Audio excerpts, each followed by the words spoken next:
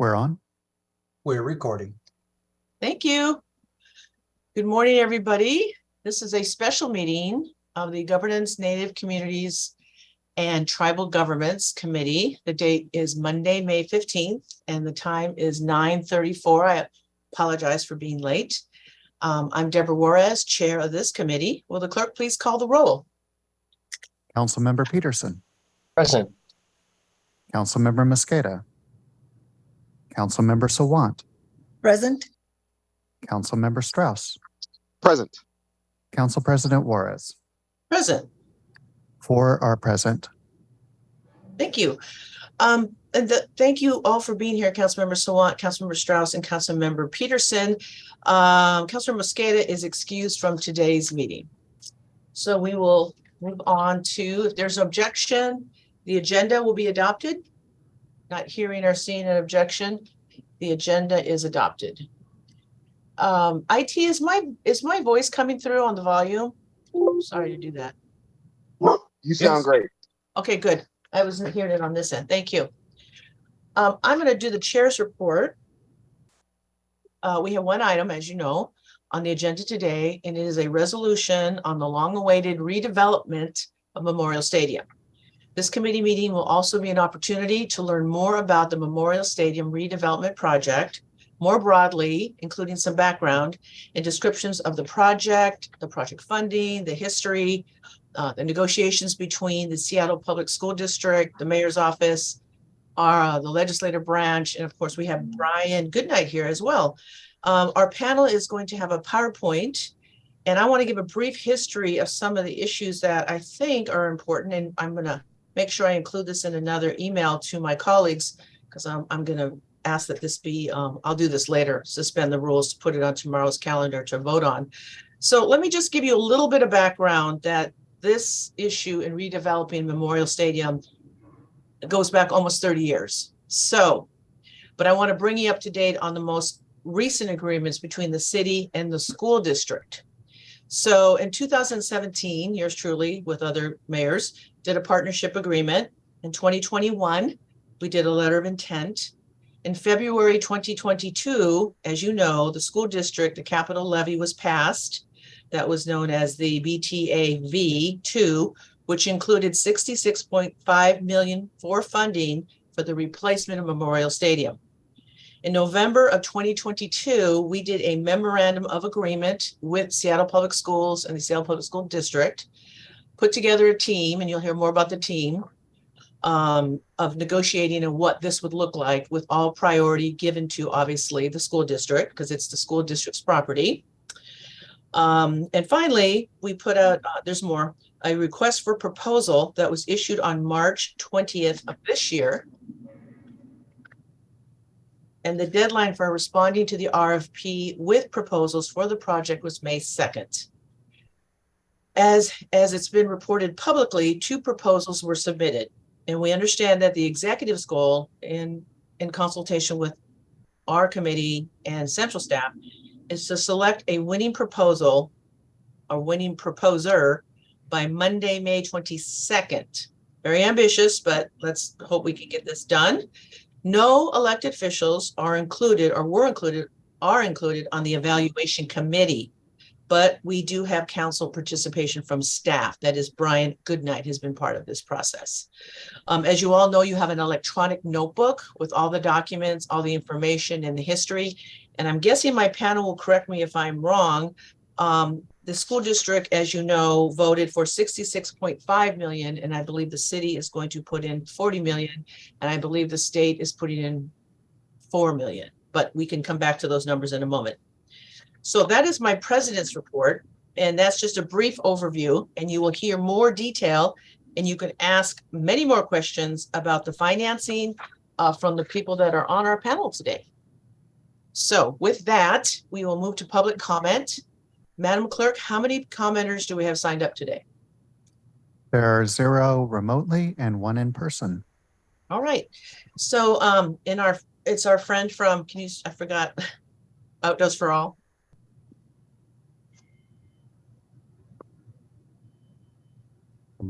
Outdoors for all, yes. Yes. So this is our friend, and I understand Well, I will let him speak. He's a good friend and the work that he does, and he is leaving that great organization. So I'm going to do what I normally don't do. I'm going to allow this speaker a little bit more time, 3 minutes, because I want to also thank him for his hard work and everything that he's done in this 7-8 years that I've been here working with him. So I will let the speaker, let me tell you what the instructions are. We're not going to do the recording. Basically, there's instructions for public comment are pretty straightforward. We like this to be a good place where people can have an opinion, speak to the agenda, speak to items regarding our work plans. We ask that you be respectful and that you listen to other people speak. And with that, I'm going to hand it over to you, our speaker. Go ahead. Thank you, Council President Juarez, and thank you to the rest of the council for your service to our city. For the past 28 years, I've been honored to lead the Outdoors for All Foundation. I'm Ed Bronsden, and I'll be retiring on June 2nd as this nonprofit's executive director. I recognize the crucial importance of public-private partnerships. Outdoors for All since 1979 has used collaboration and partnerships with ski resorts, parks departments, hospitals, and schools to enrich the lives of children and adults with disabilities. It's clear why we do so. Together, we're able to achieve more for these individuals with disabilities and the overall community. As the city of Seattle continues forward with its business, I encourage you to continue to foster clear public-private partnerships and guidelines for these partnerships as the most efficient and effective way to serve our community, especially in this case with the Memorial Stadium. I've been to Memorial Stadium on too many occasions to count. As a parent, as a participant myself, as a concert goer, it's such a community treasure that needs our investments and support, and I encourage this partnership to continue with clear guidelines. I also want to thank Councilmember Peterson for his support. Our Outdoors for All is based in his district, and we've been doing some pretty amazing things for people with disabilities throughout the city, but especially at Magnuson Park, and we're grateful for the council's support for equity and using partnerships and collaboration as a means to doing that. Thank you very much. Thank you, Ed. I just want to take a point of privilege here and thank you publicly. I know that you're leaving. I'm sorry that I can't attend your goodbye party. We've been working together since I got elected, and you've always been such a good friend to the community. I had an opportunity to visit Outdoors for All, and you made me get on a bike, even though I didn't want to. The work that you've done, knowing what, it's no secret that I have MS. And so that was really kind of you. I didn't care for the pictures that you put up, but other than that, I want to thank you. And I know you're not going anywhere. So thank you. All right. Madam Clerk, I'm guessing that's the end of our public comment. That's the end. All right, thank you. So with that, public comment is now closed. I don't see any reason to extend it. So, Madam Clerk, please read agenda item 1 into the record.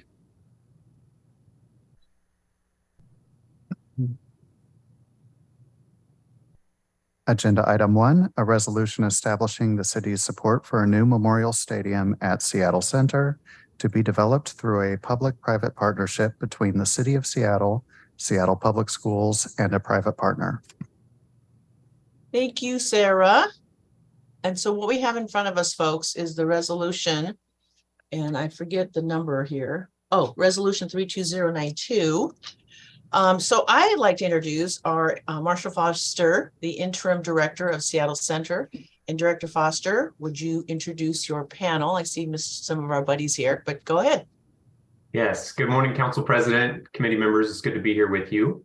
This morning we have Tim Burgess, Director of Special Projects with the Mayor's Office, and David Kunzelman, who's our Project Director for for Memorial Stadium, along with Jackie Kern from the Memorial Stadium team. Don't you have, oh, and we also have Brian Goodnight. I know he's not part of your team, but we got Brian Goodnight from Central Staff. I don't want to forget about him.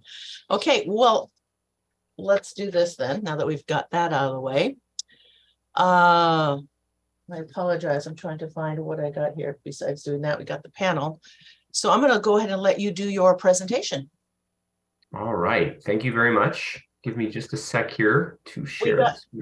I'm guessing you didn't update the PowerPoint from the one that we got Friday. That we have the same one this morning. Okay, the 9-page one? Okay, great. Yep. So again, good morning. Thank you all so much for the time.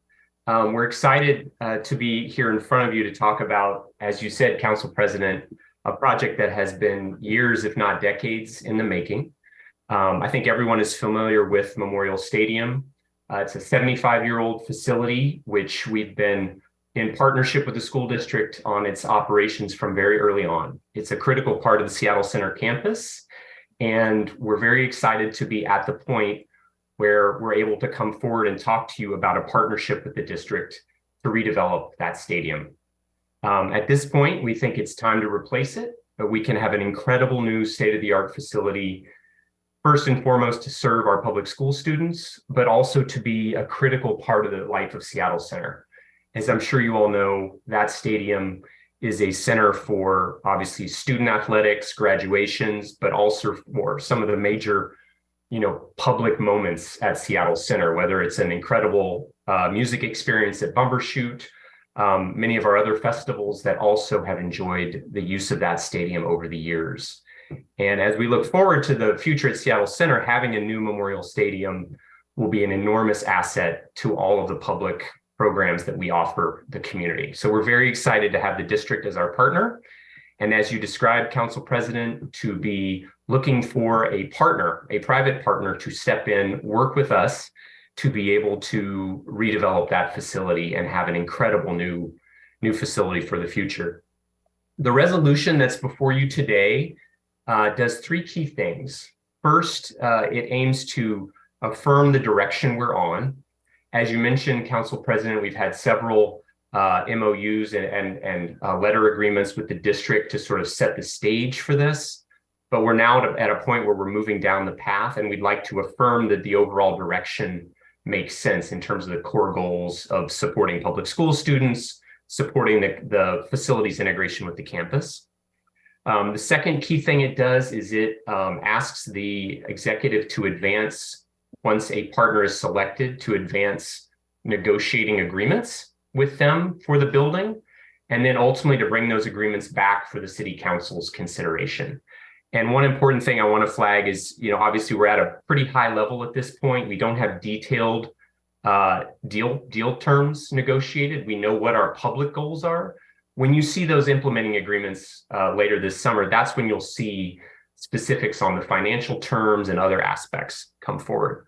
And then the third thing that the resolution does is it really focuses us on doing great community engagement, robust engagement over the course of the summer with the community around this project. Once we have that partner selected, we'll be able to really roll up our sleeves and do that work.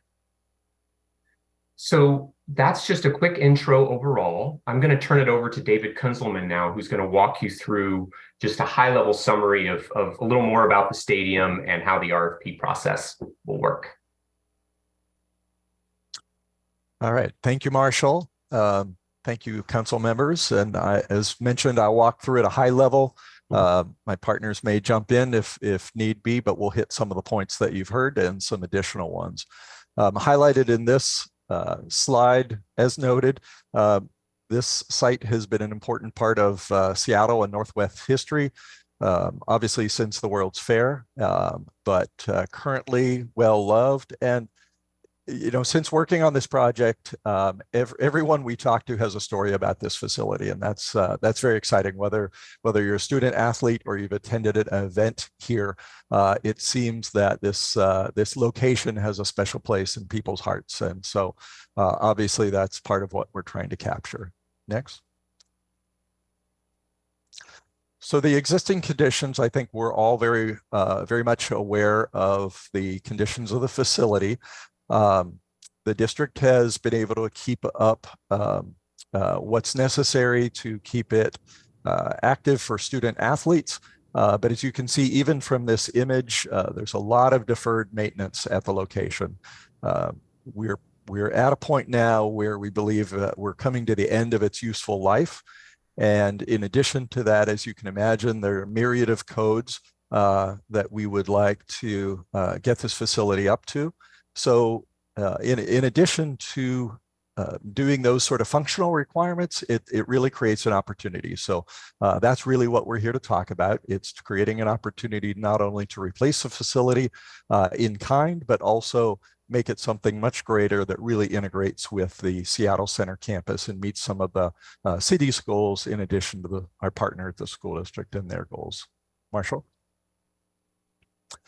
So this slide highlights some of the work that has been done to date with our school district partners. There's been work with stakeholders and various elements within the city and the school district, trying to bring some of the values forward for the project. And a few that I will highlight here that are in the center of the screen, really students, youth, community, and Seattle Center.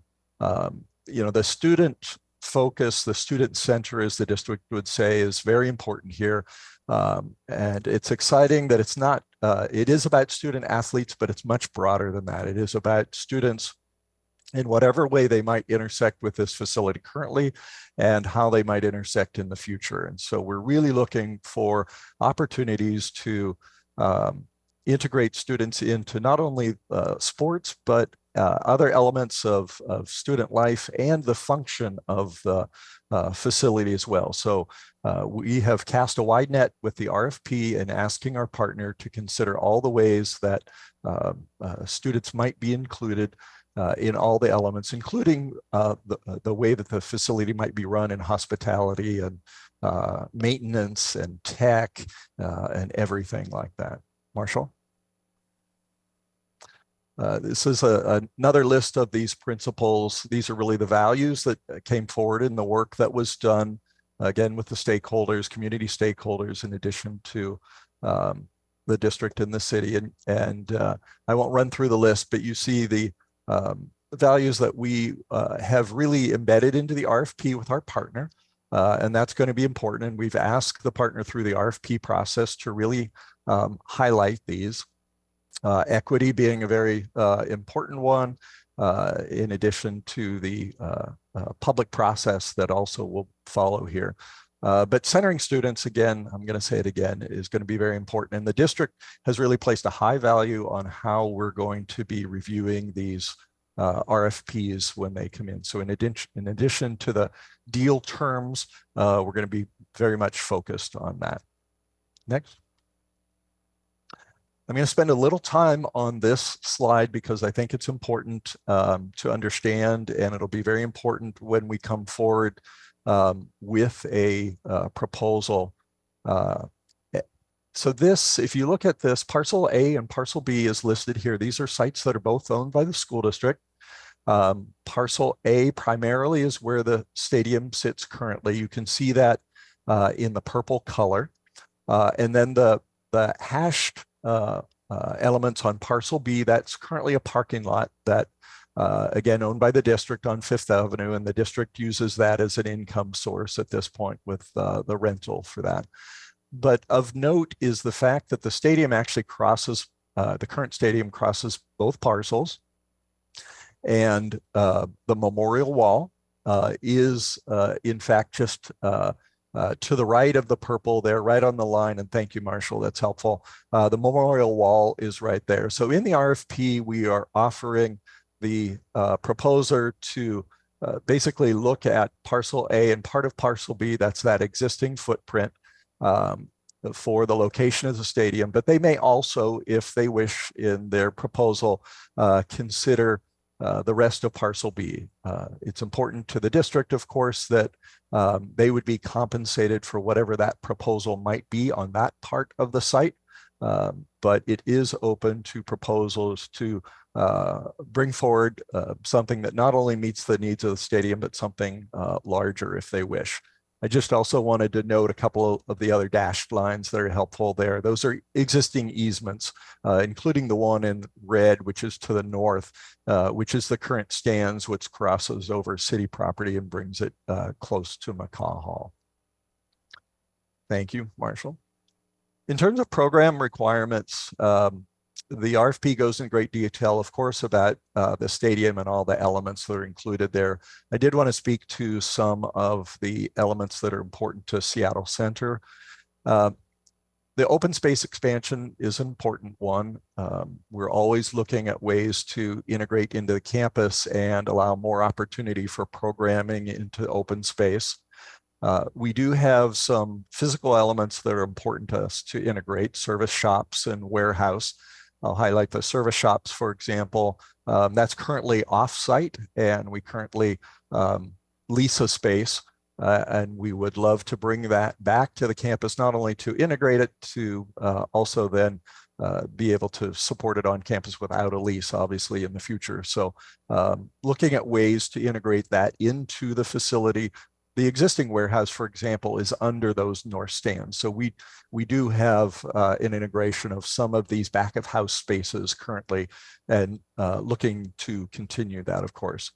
August Wilson Way, you may know, is a public bike and walk path that passes through part of the campus. It does not connect all the way to the Fifth Avenue. We would love to complete that as a wayfinding and an important egress point across campus if we're able, as part of this proposal. And then finally, the last thing to highlight is just the integration and connections. One of the biggest goals of this project is really to bring down the walls of the current stadium, make it more visually integrated, but also all the edges around those spaces are important, and those are important for programming to Seattle Center, so we can support not only large vendors who come and perhaps perform, but also very small ones as well. And all of those spaces make those opportunities.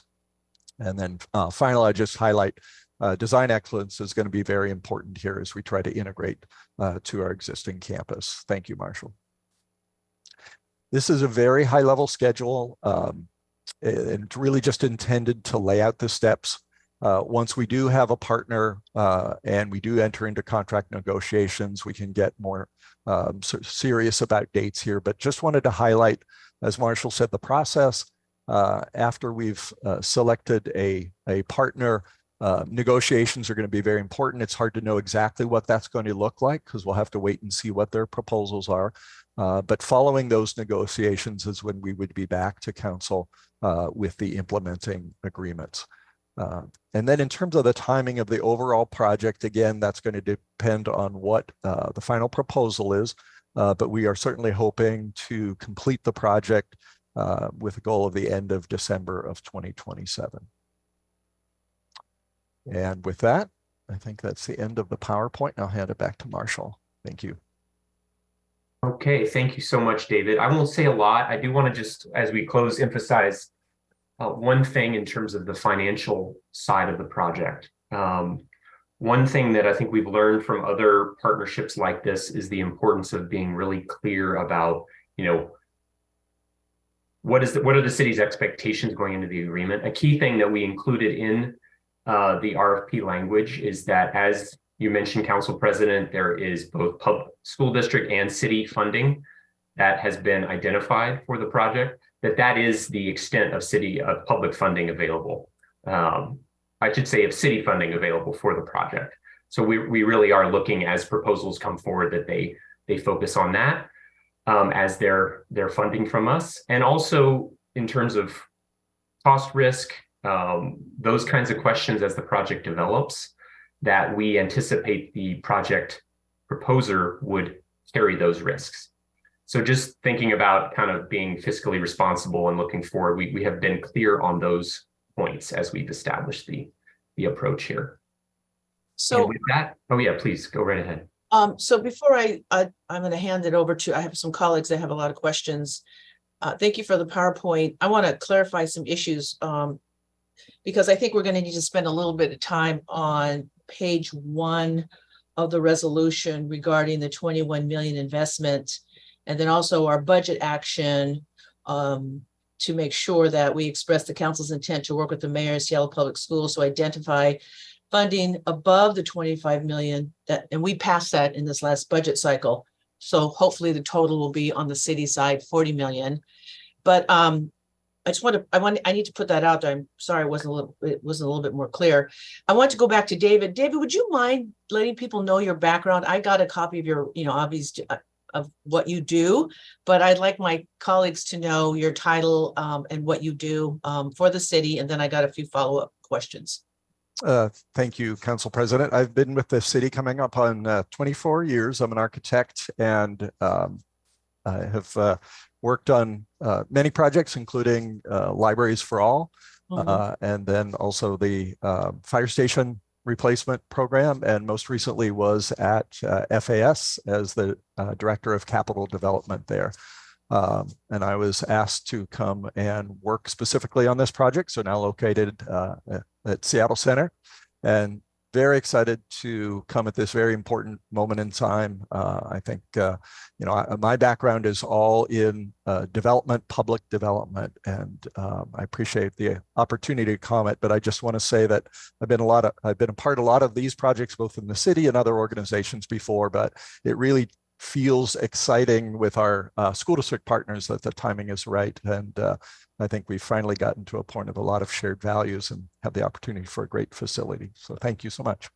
Right. And the reason why I did that, David, is because I know your background from when you worked with the Edmonds School District, King County Library System, Seattle Public Library, obviously doing capital projects, public-private financing, debt financing, government bonds, all those issues. So I just wanted people to know that we do have that expertise coming from the Seattle side and working with the school district.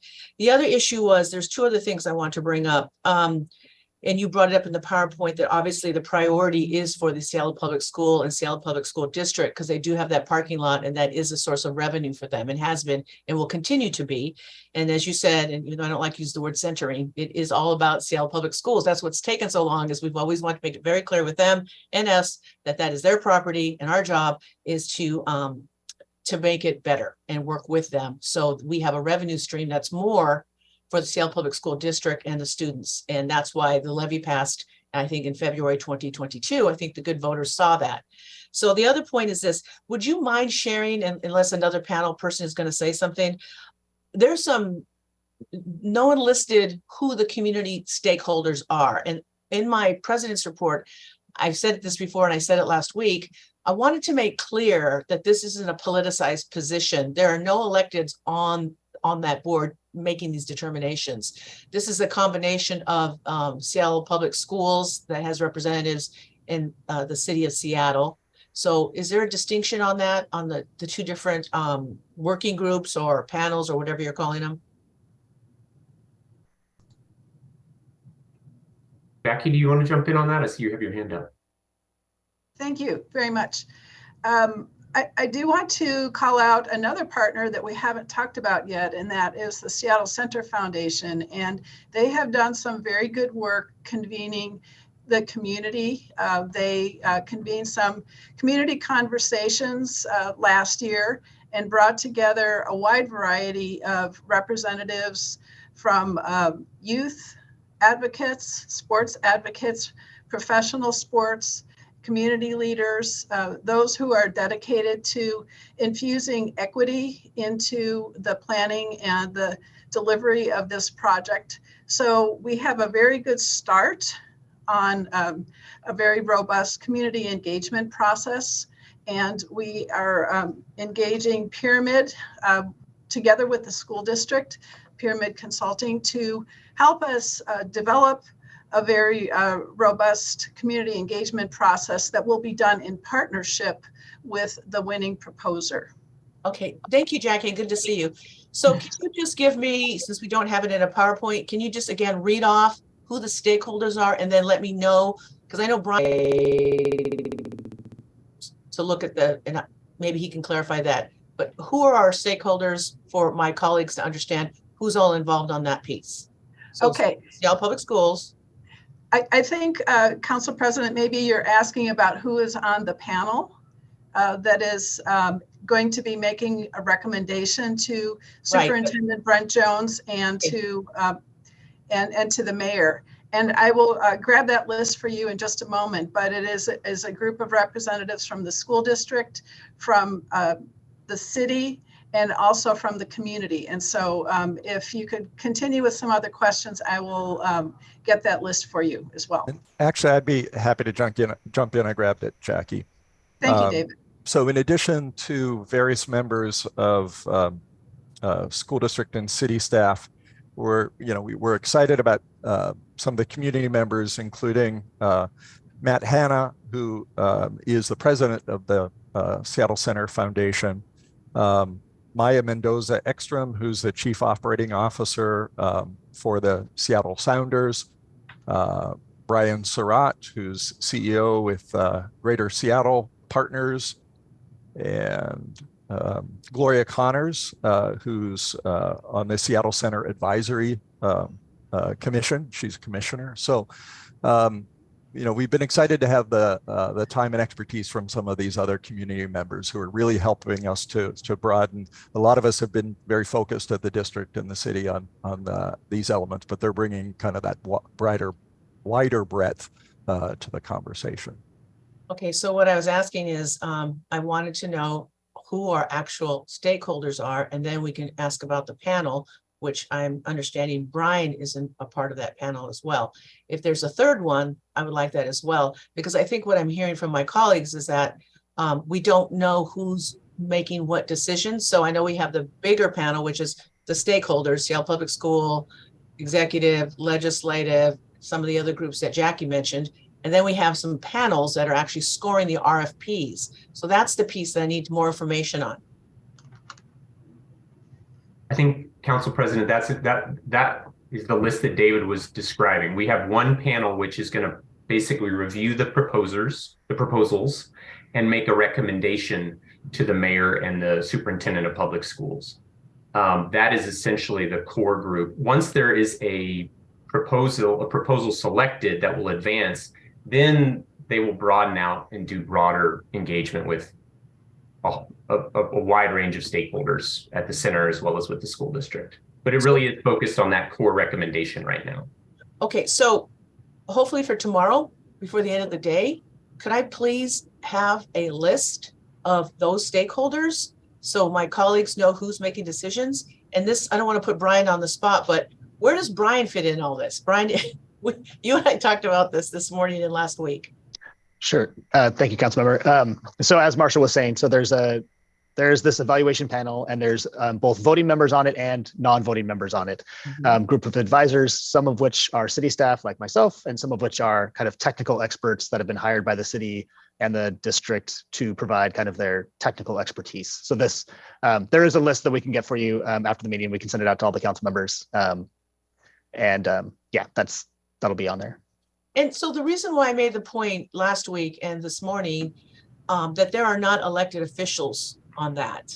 I'm not on that. I'm not part of that. I'm just waiting for whoever the proposer is selected, that isn't something we're involved in, but we do have Brian Goodnight, Mr. Goodnight in the room, not to be there, my eyes and ears, and also putting together the electronic notebook that every council member has with all these documents.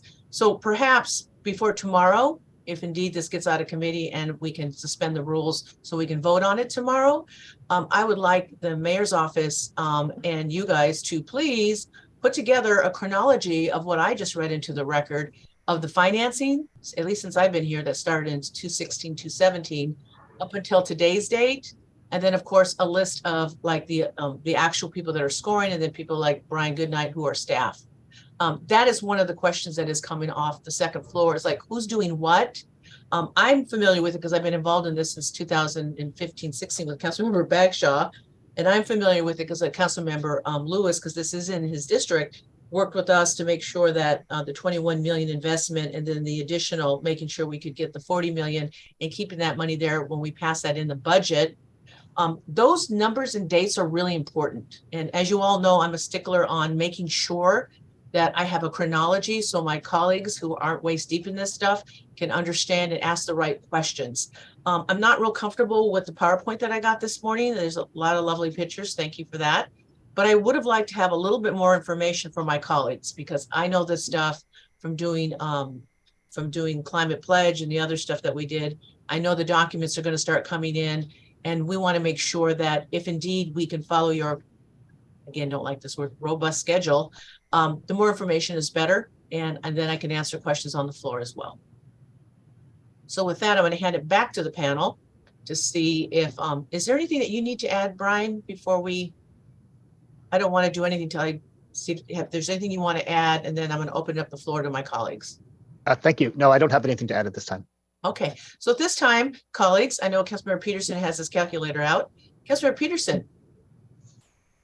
Thank you, Council President. Thank you to the team for this presentation, and thanks for noting our central staff's ongoing involvement in this, which will be helpful. So I support the resolution. So just to start with that, I'll be voting in favor of the non-binding resolution today, and then tomorrow at full council. I appreciate the collaborative and upbeat tone of the resolution for this project and the working relationship we have with the school district. And for the benefit of my constituents in Northeast Seattle, I just want to better understand the fiscal impacts after reviewing the fiscal note that accompanies the resolution. So I just have a few questions about the bonds and the interest and things that, and then touching upon something Marshall Foster had mentioned, which I appreciate, which is how cost overruns might be handled. So I know the city struggled last year to fund many priorities, including several transportation projects, and the city was still able to identify the initial $1 million, $720,000 from REAP 1 fund, $300,000 from the general fund. In addition, on page 137 of the adopted capital improvement program, we're committing approximately, it's about $1.9 million a year for the debt service on the bonds. The bonds approximately $20 million, backed by the full faith and credit of the city of Seattle, so that interest, the capital improvement program only goes out a few years, but assuming we're issuing bonds, it'll be paid back over 20 years. So then just wanted to basically acknowledge that there'll be some interest costs as part of that. That's important because I know when we talk about issuing bonds for things like repairing our bridges and affordable housing, that there is issue raised about, well, how much will the interest cost be? So are we able to, so the 1.9 million a year over 20 years, I think is about $38 million. So if 20 million is the principal, does that mean the interest is about 18 million or so over the 20 years, the interest costs? Council member, I can jump in if that's all right, and Brian or others feel free. Generally, yes, council member, that's correct. That's LTGO bonds. My understanding from our budget staff is the plan is that would be issued next year in 2024. It's very consistent with generally how all of our bond issuances go. We are paying interest on that issuance, and that is the debt service payment that you're seeing there with the 1.9. Okay, so the debt service is taking care of both the principal and the interest, and then that's over 20 years. So it's really a combined amount of, so it's really about $58 million, not just the $40 million. Just trying to, I think the fiscal note is talking about the $20 million in bonds, the initial $1 million, and then an additional $19 million. We have not identified where that additional $19 million will come from. Is that correct? That is correct. And what the council, the budget action last fall stipulated was that our intent would be to find that by 2026. Okay, so with the latest revenue forecast we received, I know there is some concern about what our fiscal situation will be in 2025, 2026. So just acknowledging that it's going to be, at least the current revenue forecasts are indicating there may be some challenges to this, but we are still making best efforts to identify those funds. I think for the fiscal note, you mentioned in the fiscal note the additional 19 million that you're going to try to find. I just think it needs to be noted that there are interest costs. So basically differentiating how much money is going to the developer and the project versus how much money is actually the full fiscal impact to the city of Seattle and taxpayers. So I think that it's really the interest cost would make it a $58 million to the city of Seattle, but 40 million going to the project because you've got that amount in interest that we're bearing. I just think the fiscal note would want to flesh that out more, differentiate between what the project's getting versus what we are actually paying, and we're paying interest, so that it's a higher number on our side. And then will the $19 million, do you think that would be bought in the form of bonds as well in 2026? It's hard to say, but it's not unlikely. The city does use bonds a good bit. It's just we can't say yet because we don't have that specific proposal in front of you. But okay. It could be. One other thing too, just real quick, I want to note, regardless of what the amount is, the funds that the city would be putting into the project are really specifically about the elements David described. You know, we're putting in some critical new facilities for our campus operations. We're replacing some other service facilities where we're renting space with this consolidated at the heart of the campus. We're completing August Wilson Way, which is sort of a key campus connection that has been identified for years as a priority to complete. And then we're creating an open space lid connection between the International Fountain and the new stadium. So the point being that the city dollars going into this have a very specific public purpose to them, if that makes sense. That's very helpful. Thank you. Just a couple more questions, but I see Jackie's hand is up. Oh, and I just wanted to add one detail to what Marshall just said. In replacing the offsite service shops, for which we now pay $500,000 in a lease payment annually, there will be a long-term operating savings when we get the on-site facility.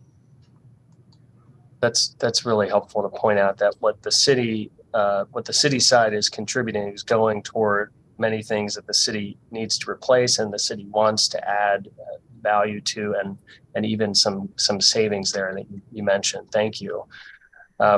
Question about the issue of cost overruns. Appreciate the executive team highlighting that earlier in the presentation. I noticed that on page 20 of the request for proposals, I think it's pretty clear that it states under the development agreement, the developer / operator will be responsible for the balance of funding to complete the redevelopment and construction of the project, including exclusive responsibility for covering cost overruns. So it's stated clearly in the RFP. So just looking forward to when that transfers over to what it is the council will be approving when we're approving the development agreement itself, that similar language is in there, that the cost over any cost overruns would be borne by the developer or project. I guess there are two other funding elements to any project. It's also the ongoing maintenance and the capital replacement. So as the HVAC system starts to wear down in 20 years, who's replacing those costs? So just want to it's my understanding there'll be a separate operations agreement that will talk about those issues, who's covering operations and maintenance and who's covering repair and replacements. Is it similar where the operator would be in charge of any expense overruns that might happen on an ongoing basis? That's certainly a key element we plan to negotiate specifically with the partner, and would like to get as much commitment to capital, to funding the capital maintenance costs as possible. That's a key thing. I think it is important to acknowledge here though, this is a very different project than some other public-private partnerships we've done. For example, Climate Pledge. This is very, very limited in terms of commercial revenue potential. This is really about providing a public stadium, a community stadium that's going to serve students, that's going to serve campus events. There are very limited windows for revenue generation. So there are elements we're going to have to negotiate, and that's one of them. The things we feel in terms of mitigating our risk up front that are most important, and we've been very clear in the language as you cited, is things like the capital risk to building the project. that those be borne by the partner. Okay, thank you. I appreciate this will be coming back to the council. We'll actually get to look at the development agreement and the operating agreement and make the real decisions at that point. So thank you for the opportunity to ask these questions. So let me just wrap up. I don't want to wrap up yet because I want to insert a few comments and see and open the floor for my colleagues quickly while we're still on the subject. Marshall, how many acres is Seattle Center, the footprint, the campus? 74 total. 74? Yes. And the Seattle Public School property is about 25. Do you know how many? About 10, 10 acres? approximately. Okay. And that's including the parking lot? Yes. Right. So I don't want to put you on the spot, Marshall, but I am going to come back to you in a minute. So what I was trying to make sure we had more information on is what Councilmember Peterson brought up, which I heard from my colleagues as well, is, and we've seen this public asset belongs to the Seattle School District, not the city of Seattle, which we've had to make clear to people, which was different than we did Seattle Arena. So, but we still have the duty to taxpayers on the public benefit. And I just want to make sure that we emphasize that the public benefit isn't just with the school district and those 10 acres. It literally extends beyond that to enhance and repair and develop all those other infrastructures that support Memorial Stadium. And we tried to take a run at this 4 or 5 years ago, and without going into all the history, Jackie knows, it just didn't quite work out, where when we wanted to move dirt one time, and whoever got the contract back then to do the climate pledge, as it was finally called, we couldn't come to terms with getting the school district and making sure that we were clear. But that's another story. But the point is, we're here now. So at least since 2016, we have known that that piece of property desperately needed to be taken care of. We had hoped to get it done when we did Seattle Arena, now Climate Pledge, but it didn't happen. So that's where we're at now. So my understanding is, and please correct me if I'm wrong on the numbers, are we estimating that if we're securing 66.5 from the school district and 40 million in the end of the day and $40 million in today's dollars, that the total project cost for this public asset that belongs to the school district that sits in our campus is 250? Is that, I've seen that number somewhere. That is a number that's been out there. I don't think our current proposal requires a project that expensive. But of course, you can imagine there are ways to get it there very quickly. It's hard to estimate or to put a number on it because we're looking at proposals that are really based on that. But I would say, we're somewhere well south of that, probably in the 150 to 175 range. And we'll know more after you all pick whoever, and then we start getting into those underlying documents about financing, debt financing, all those issues. So Marshall, if you can just sum up, why is this resolution, which Councilor Peterson continues to say non-binding, why is that in front of us today? What is its purpose? Because I know I pushed you guys hard on this, like why, besides the fact I'll be gone in 230 days, why are we doing this resolution? Why am I suspending the rules so we can vote on it tomorrow? Why are we doing that? I think fundamentally, Council President, we felt it was important to acknowledge the process that we're on. We've had several steps to date with the district, but for a public partnership between the district and the city of this scale, we wanted to make sure we'd had a moment where we'd sort of confirmed that with City Council as we move into selecting a partner. I don't think this is a surprise to anyone. As you said, it's been decades of attempting to get to this partnership, but now that we're there, we really wanted to make sure that was affirmed and everyone felt strong about it. And then the other key piece is that we are being upfront and clear that yes, this is non-binding. This is a statement essentially of intent, getting everyone sort of aware that we will be coming later in the summer with more formal agreements, which will be, contracts to actually do the project. So we didn't want that to be a surprise that was coming down the road. So my job and my purpose of going through this, and thank you, Brian did the fiscal note, and again, I'm waist deep in this, so I understand a little bit more of the detail, is that this isn't just a taxpayer funded boondoggle for a private corporation. this is actually for the first time, I think, and correct me if I'm wrong, that the city of Seattle and Seattle Public Schools is coming together for a capital project in which they're both contributing money because there is a need, and we finally got it done. Is that fair? Is that a fair statement? Yeah, this is very much a first. You know, we've got city and school district commitment. We've got a proposal which really puts a very strong line down in terms of the public use of the building. That is absolutely what this is about. And we are basically aiming to leverage the partner to be able to fully fund a project that we wouldn't otherwise be able to fund to achieve that public use of the building, as well as to help us get the facilities we need to operate Seattle Center. And, you know, the public benefit piece is something that we have been discussing since 2016. And I think when the voters voted yes on the levy in February of 2022, and I went back and looked at the actual wording, a lot of my colleagues and some people watching probably don't understand that we worked with the school district and pushed really hard to make sure that that was in the levy, because they couldn't just take it out of their regular coffers. We wanted the voters to say, yes, we will provide 66.5 for Memorial Stadium if the city is going to provide whatever 40 million and the state now 4 million, because the greater good and the public benefit is mainly going to the Seattle School District, which is a phenomenal funding source, revenue source. And I'm guessing, and one of the issues that was a sticking point, well, more than one, when we were doing Seattle Arena was, you know, what was the public benefit to the Seattle School District if they wanted to, you know, triple their parking lot? Because, you know, the Seattle Public School gets revenue from parking. And so it had to go beyond parking. And that was our discussion with them. You know, it had to, with when somebody was finally selected. There were just a lot of sticking points that didn't get addressed. So when it finally went to the voters and the voters said yes, that was like the bottleneck. And so for me, that made my job easier. Like now it isn't just the mayor's office or the Seattle City Council. The voters have told us loud and clear that Memorial Stadium needs to get fixed.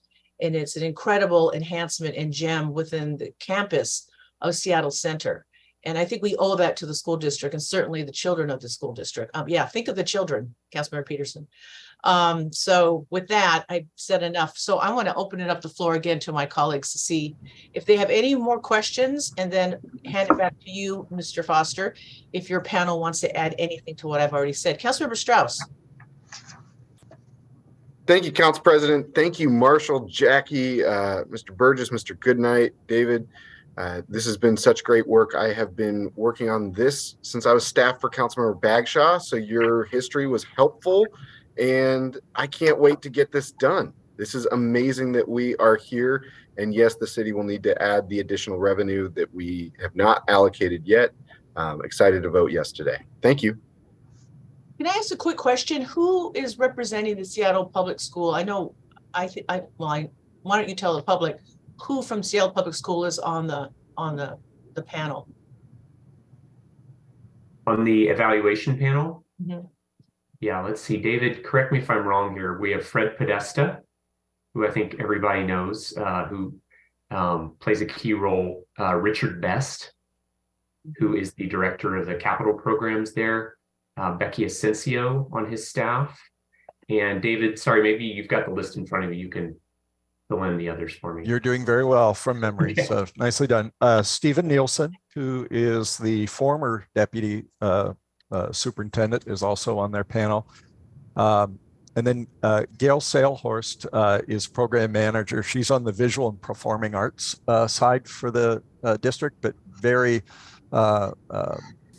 entwined with equity at the school district, and so she is very focused on what that might look like for them. So those are the primary members. One other, sorry, is Pat McCarthy, and Pat is their executive director of athletics. So he has that office that's in the parking lot currently, right next to the stadium, and he oversees and administers the functioning of the current facility. Who from Seattle Public School District that's elected is part of this process?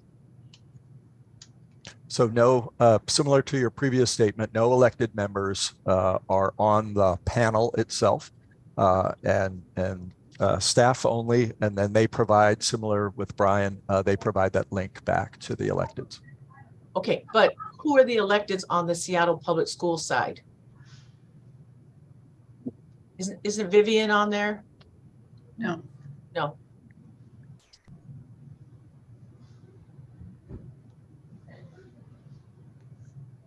So who do we work with on the Seattle, not the panel, just who are the stakeholders, wherever you're calling them?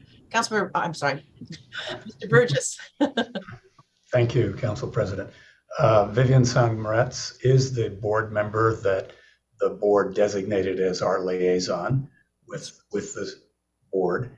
And then, of course, we work with Superintendent Jones on this project as well. Right. So some of my colleagues wanted to know on the Seattle Public School side, Vivian, I'm sorry, what's Vivian's last name again? Vivian Sang-Moretz. Yes, and we've met, and I'm really glad she's there. Hope she's watching. And then, of course, the superintendent, Brent Jones. Mr. Jones.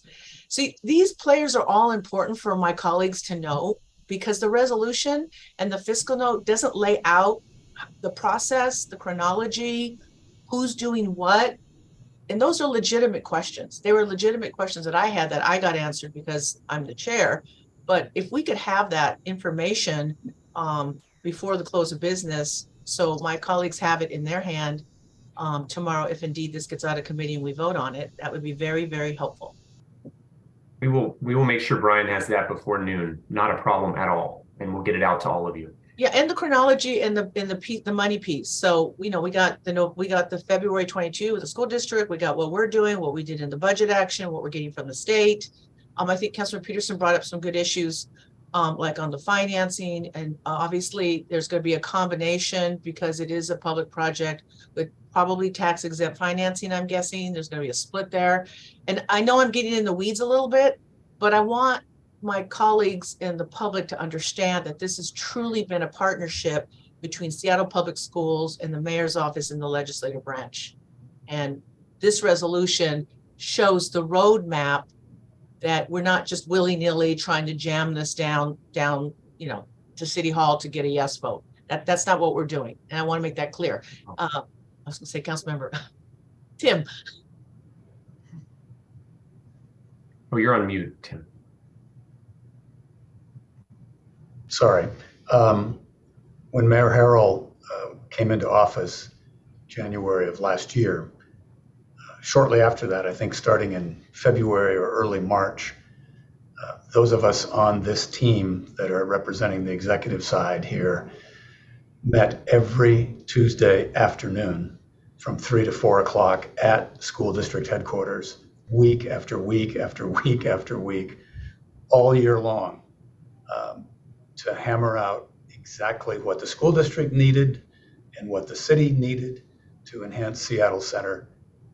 So you're right, Council President Juarez, it has been a collaborative effort with the school district and the city arriving at the point we're at now. Thank you, and a huge thank you to Jackie, because I've been meeting with Jackie since 2016 on this. I can't tell you how many 8 a.m. breakfasts we had with Seattle Public Schools. I just felt bad we couldn't get the deal done back then, but I'm hoping we can get it done now. Is there any more questions that we have or any comments from either the panel or my colleagues? Councilmember Sawant. Thank you, President Juarez. I will be voting no on the resolution which advocates for a public-private partnership to be used for the redevelopment of Memorial Stadium. I want to be clear, this is not in any way opposition to investments in Memorial Stadium. In fact, one of the budget cuts I explicitly objected to during the budget deliberations last November was the proposed cut to the Memorial Stadium redevelopment capital improvements. At the time, I argued that Seattle should be taxing big business rather than cutting critical infrastructure investments. I proposed to increase the tax rate of the Amazon tax to restore that and other funding. Unfortunately, the majority of the council did not agree, and now we are presented with a proposal to seek a public-private partnership. In other words, rather than taxing the biggest corporations in the world to fund public needs, the Democratic political establishment in Seattle is proposing to essentially sell off the access to public resources to the very corporations they refuse to tax.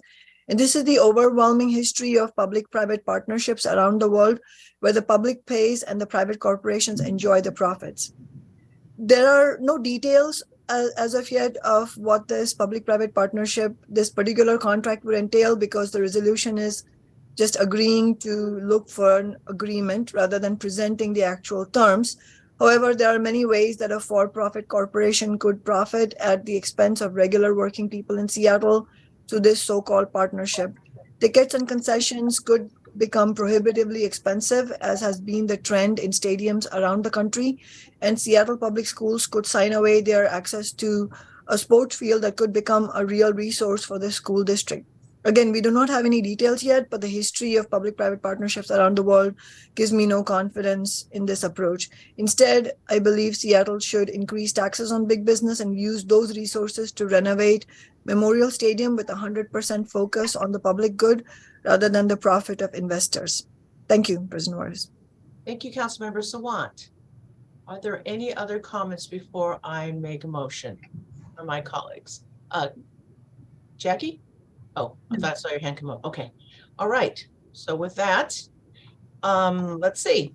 I move to recommend adoption of resolution 32092. Is there a second? Second. Thank you. The motion has been moved and seconded, and I understand there's no further discussion. Will the clerk please call the roll on the recommendation of the resolution to be adopted? Councilmember Peterson, Yes. Councilmember Sawant, No? Councilmember Strauss, Yes. Council President Juarez. Aye. 3 in favor, 1 opposed.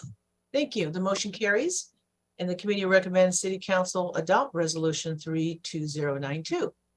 So with that, if there's no objection, I move to suspend the council rules to have this resolution placed on tomorrow's May 16th City Council agenda for a full vote and briefing from our 2 Seattle City Council. Second. Looking for a second, but okay. Hearing no objection. Am I supposed to get a second on that? No, I guess I can just do it. You can object, but I don't see any objections. So, okay. Thank you, Councilmember Peterson, though, for that vote of confidence. Hearing no objection, this resolution will be considered for final action at tomorrow's City Council meeting. That is resolution 32092. And again, I want to point out for the public watching this, this is just the resolution. All the defining documents, the financing documents, the agreements, that's all to come. This just lays out how and who the stakeholders are, the partners, and the financing, or not the financing yet, when we get there, if we get there. Okay. So with that, that concludes our items of business for today's committee meeting. And our next meeting is Thursday, June 15th. And with that, colleagues, the time is 10:36 and we are adjourned. Thank you. It's good seeing you, Jackie. You too, Tim. Recording stopped. Thanks, buddy.